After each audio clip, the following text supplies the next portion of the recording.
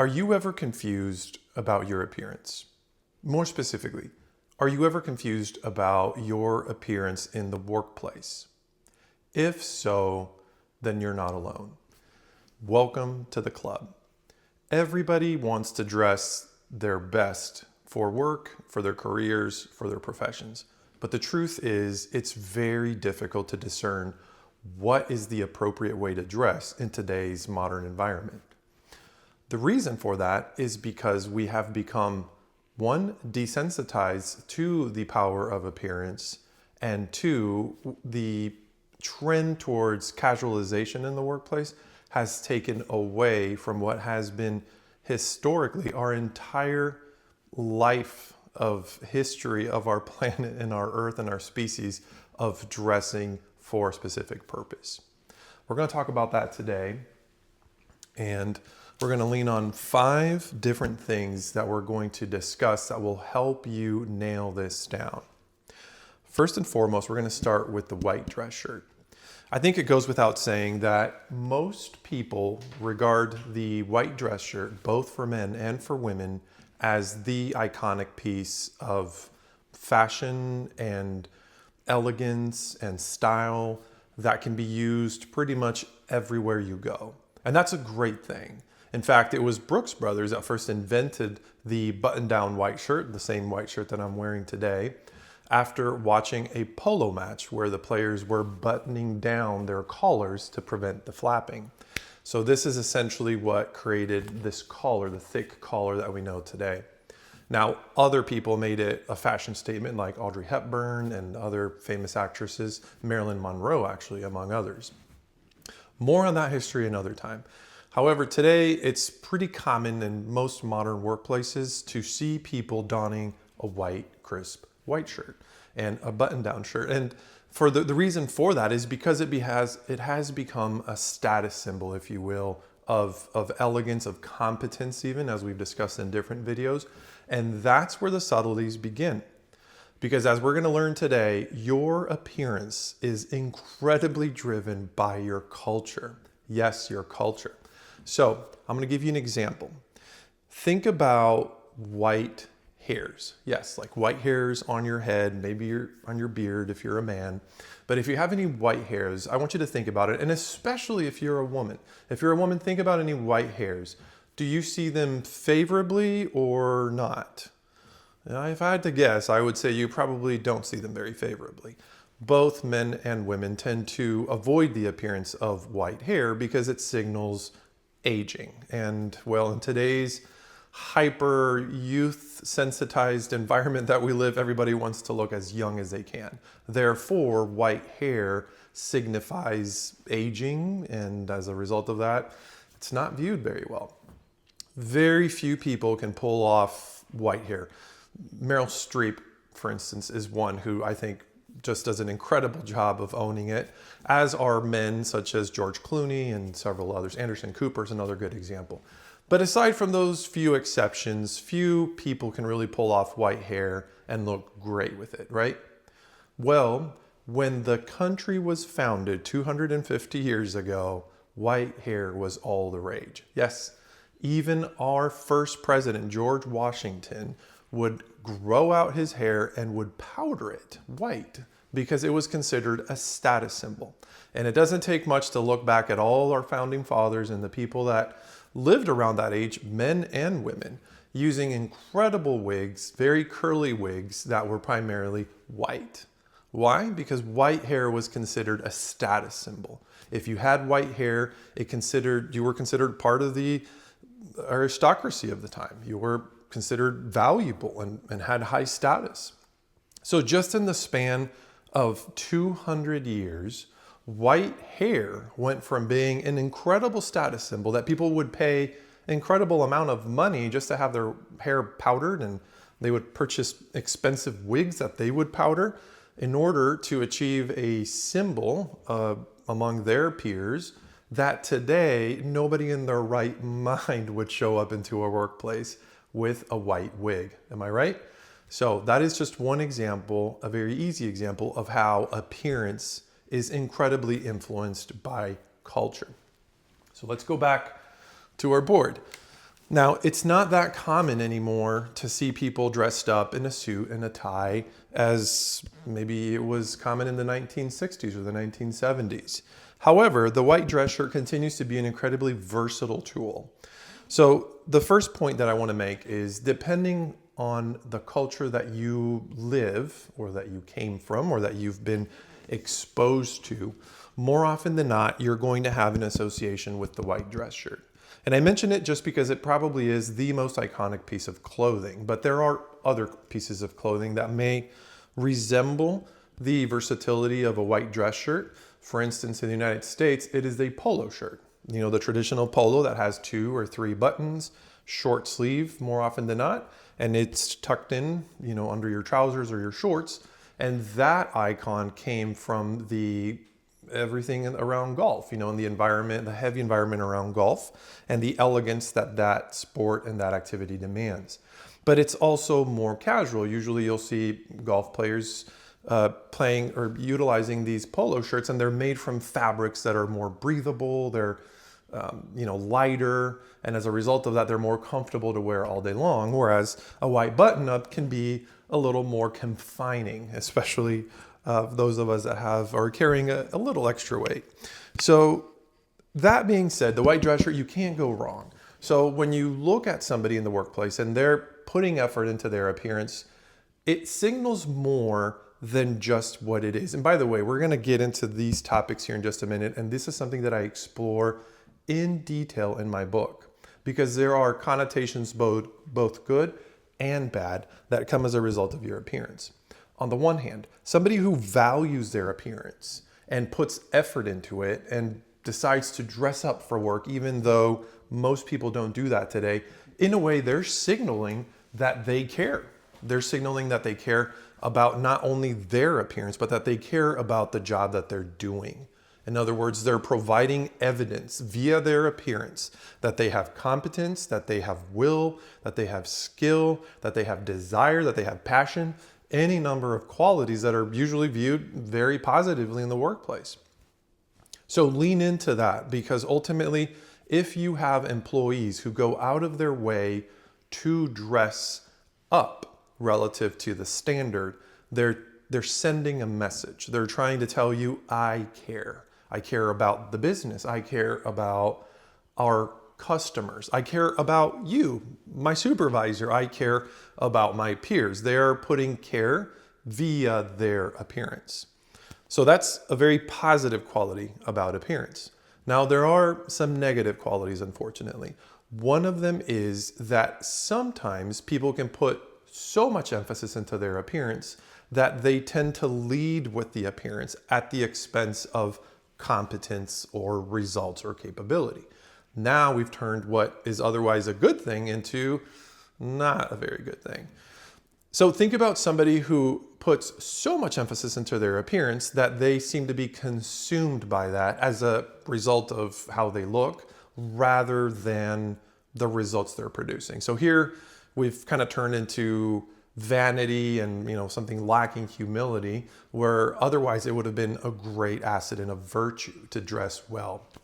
Now, there are so many different examples of how we can slice and dice this, and the most important thing that I want to lead towards now is the idea of individualism. So we're going to talk about individualism at length in a different video, but suffice to say that Americans tend to lead with individualism. That's part of the culture, right? Individualism, by necessity, requires that somebody dress according to their desires, and their appearance is a manifestation of those desires. Individual expression, in other words. So you might have, let's just call her Sarah. Sarah is an incredibly competent individual, very polished at work, very intelligent, but she has a style and an appearance that might be maybe not quite as fashionable, or maybe not quite as elegant or as poised as the standard. Maybe she dresses down, maybe her appearance looks a little disheveled for some reason or another. And in this case, it can be very easy to judge her based on her appearance. Somebody might say, well, what's wrong with her? Why didn't she just, it doesn't take much to look nice. But ultimately, that is a mistake, and we need to be very cautious with that. Because when we lean into appearance too much and lead with it, then it comes at the expense, one, of individual expression, which is her individuality. Sarah ultimately is choosing to dress this way because it is a reflection of her values, her identity, and her self-expression, and that must be preserved. On the other hand, we cease to see other qualities that she might have as a result of only focusing our attention on something that is very outward, which is the appearance. As a result of that, we as leaders, as corporate leaders, if you will, or if you have even a small business, we need to be very cautious of not judging people based on their appearance. In other words, we have to focus on their skill set, on their achievements, on their contributions, and ultimately how they serve our, the greater organization or the greater mission, whatever that might be. Now, going back to appearance on the other side of that spectrum, there might be individuals, like I mentioned a moment ago, that really focus and put a lot of effort into appearance. Now, if you are that type of person, and I want to move on to number 2 here, you might take a page out of Conor McGregor's book. Now, I know Conor McGregor just lost his comeback fight, and for many people, they might think, hey, he's a bit of a douchebag and a loudmouth and all these other things. And yes, that's probably all true. But I think we can all agree that Conor McGregor made quite an impact with his appearance. After his breakout fight, he came out in a 3-piece suit and has never looked back. Conor McGregor brought style and fashion to the sports world, especially in an arena of sports that had never seen it before. And as a result of that, he created an aura about himself. Now, I don't have a bromance with Conor McGregor, but I will say that I think there are some things that we can take from him and his appearance and how his appearance resulted in increased performance. When he would stand at a weigh-in, for instance, or an interview, his appearance gave him confidence. And then that confidence translated to his skills in the octagon. So in this case, appearance for Conor McGregor was a significant part of his identity. It created and fostered that confidence that is quintessentially his. Now, contrast that to somebody who's never worn a suit or a tie. They may not operate the same way as Conor McGregor. So really the key concept here is effective versus ineffective. And I need to give credit where credit is due. This is a concept that Tanner Guzy described in his book, The Appearance of Power, which is a great book, by the way. And what he explains is that your appearance isn't necessarily good or bad, or that you should do, one thing or another, but rather whether it's effective or whether it's ineffective. So if you're not used to wearing a suit and a tie, and it's just not comfortable for you, then don't wear it, because it's going to take away from your skills, from your confidence, from your ability to convey what you want to convey. On the other hand, if by donning a suit and a tie or a beautiful dress, you create this inner warrior and it comes like pouring out of you, because think of it a little bit like that Superman cape, right? Or that Wonder Woman lasso, or whatever that might be, to use some superhero analogies. There might be these parts of our identity that are so complex that when we don a certain outfit or look a certain way, it gives us this boost of confidence and power that we wouldn't have otherwise. In this event, that works perfectly well. So it's effective versus ineffective. And that needs to be at the center of your process around appearance. One of my favorite personalities, athletes, humans, whatever you want to call it, is Michael Jordan. Of course, I'm a kid of the 90s. I grew up looking and watching Michael Jordan play. And it's just he's such an iconic person. But there are many things, and by the way, much of this I learned it through that special that he did during COVID, The Last Dance. But there were so many elements about his personality that would go unnoticed. One of the things that I loved about the way that Michael Jordan operated is that he took his appearance incredibly seriously. It was part of his identity. But people don't really notice that because we think of Michael Jordan, dunking a basketball and, soaring through the air, God knows how many feet. But ultimately, all of those things were possible as a result of his identity. And in his identity, he carried an incredible aura about himself.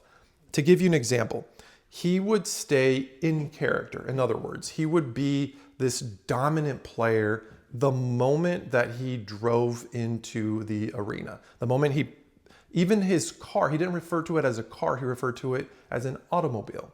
He didn't have a watch, he had a timepiece. Michael Jordan would walk into the competitor's locker room and shake everybody's hand. And he did this, yes, because he is a gentleman in a way, but he did this also as a way to intimidate people. So imagine that you're getting ready for the big game, and then all of a sudden, in your own locker room, here walks in Michael Jordan, and he shakes your hand, and he says, "Hi, my name is Michael Jordan."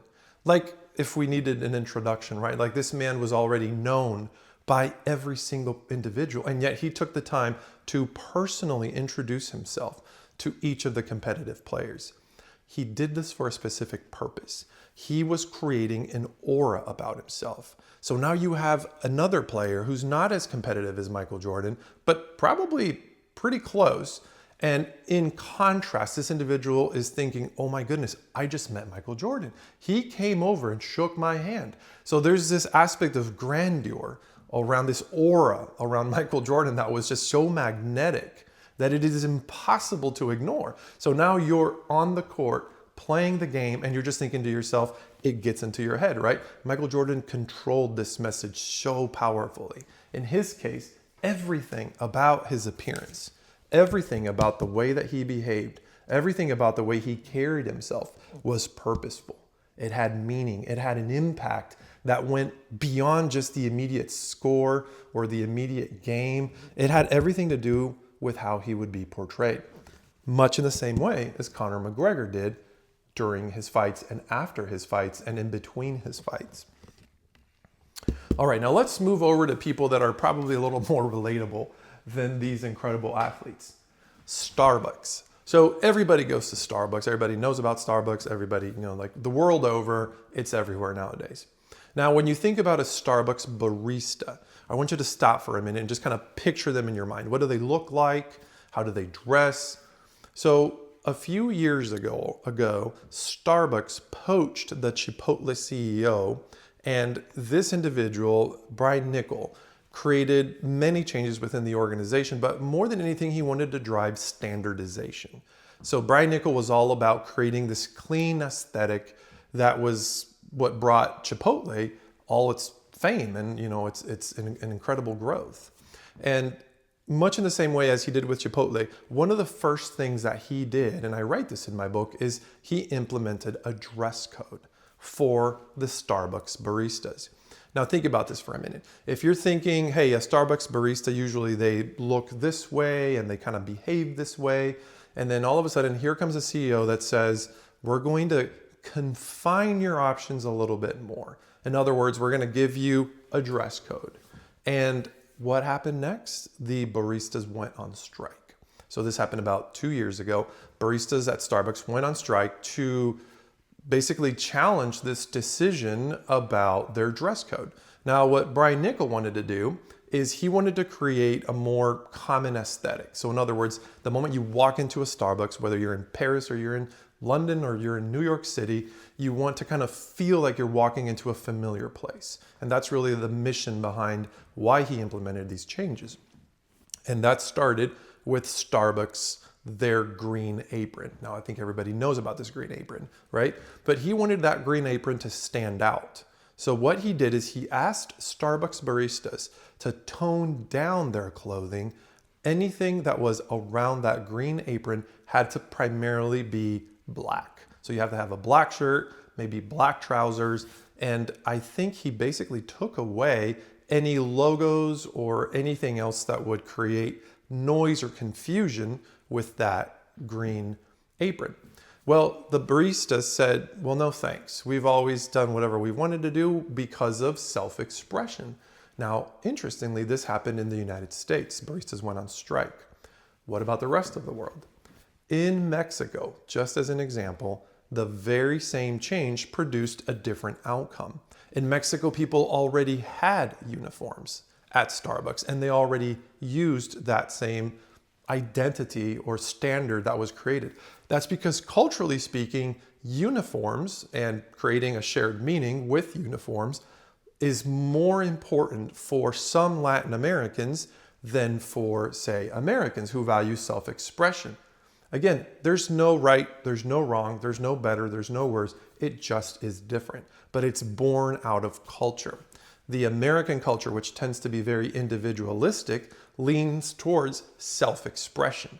This is why in the American workplace, there's a more casual, expression around your appearance, because people are choosing comfort that can lead to better productivity over appearance that is viewed kind of as unnecessary or a waste of time. So much so that people like Mark Zuckerberg created their entire identities around wearing a hoodie. Or think about Steve Jobs, who just wore a black turtleneck, and he didn't really want to spend any time whatsoever thinking about his appearance. Elizabeth Holmes, who was the founder of Theranos, a company that has since gone under, and there's a great video and a podcast around her story. I think she's very inspirational. Unfortunately, she utilized those resources for personal gain rather than for creating enterprise value. But ultimately, I think the way that she tried to appear was very similar to Steve Jobs, just creating this iconic look. She was a blonde lady with a black turtleneck shirt and just this image of power and movement that she created within her personal aura by embracing a dress code that was very simplistic. So let's go back to the original part of the initial part of our conversation, where we're looking at, this isn't about good or bad, it's about effective versus ineffective. So keep that in mind, that it always is going to come back to effective versus ineffective. All right, lastly, we have two individuals here, the Pope and DJ Khaled. So speaking of effective and ineffective, can you imagine the Pope dressed as DJ Khaled? That would probably make for a funny meme. And speaking of funny memes, it happened to a degree. So the Pope was seen wearing these Nike skater shoes that were very popular among skaters. And he just happened to don these Nike white shoes with the black swoosh, and it became like an entire sensation. Why?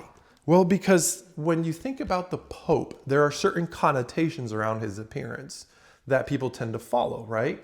When something contrasts with that image that we hold of who an individual ought to be, it creates a sensation. Much in the same way as Conor McGregor created a sensation when he donned a three-piece suit for somebody in a sport that where they're usually just using, short trousers and that's it. And there's no shirt, there's nothing. So it tended to be something where it contrasted so strongly with the existing culture of the time that it created a significant impact.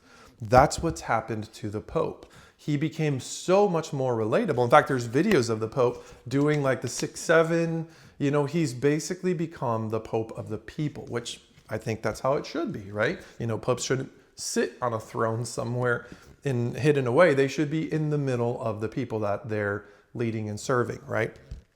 By the way, DJ Khaled is another example. So DJ Khaled creates this aura about himself through his music, through his comedy even, and the way that he dresses is very consistent with that. DJ Khaled's all about his sneakers and his appearance. So he's created this aura that probably has magnified his skills and his ability. Another simpler example, maybe landing the idea again, think of a white lab coat. Like when you went to, when you were in high school or in college, and if you ever took chemistry class, or if you're in the medical field or the pharmaceutical industry, the moment you don a white lab coat, it not only provides protection for whatever it is that you're doing, it creates a symbol. In a way, it's kind of like putting on that Superman cape or grabbing that Wonder Woman lasso. You're creating a persona, and that lab coat is part of your persona. The same thing happens with a sports coat or with a jacket or with a tie or with a specific type of shoe that you might like. Or it might be a belt, or it might be a purse. It might be the way that you do your hair. It doesn't matter. Any one of these things can be incredibly effective if you lean into that energy. And that's ultimately what we want to do. Culture has such a significant impact in the way that we present ourselves. So it's critical for you to lean into that culture, see where you stand, and then determine whether it's effective or ineffective.